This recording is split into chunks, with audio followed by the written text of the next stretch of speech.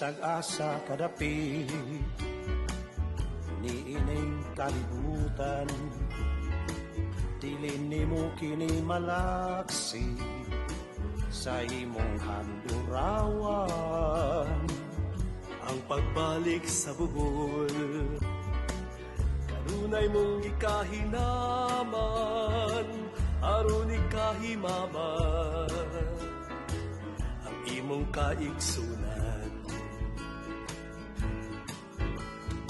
Balik sa buhol, balik. Balik sa buhol, balik.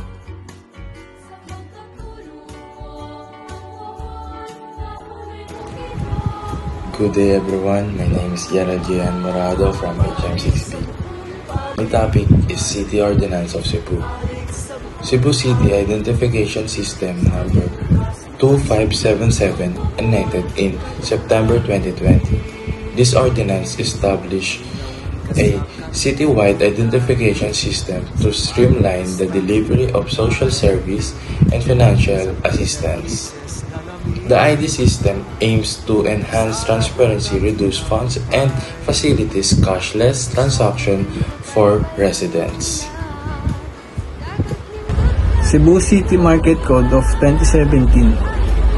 This comprehensive ordinance regulates the establishment, administration, and operation of both public and private markets within the city.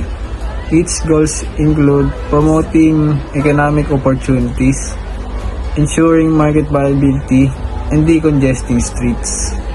Code of Ethics for Cebu City Employees.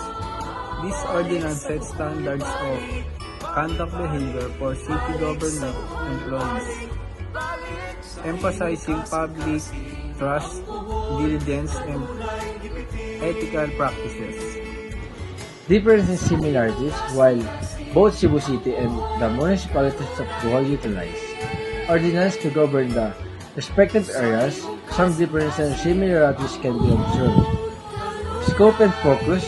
Cebu City's ordinances often address the complexities or highly urbanized environment, such as traffic management on escalator and large-scale waste management program. And municipalities in Bohol, while also addressing essential service, may have a greater focus on local industries like tourism and agriculture, and managing a smaller scale structure and service specific to their towns, environmentally concerned both region. Thank you.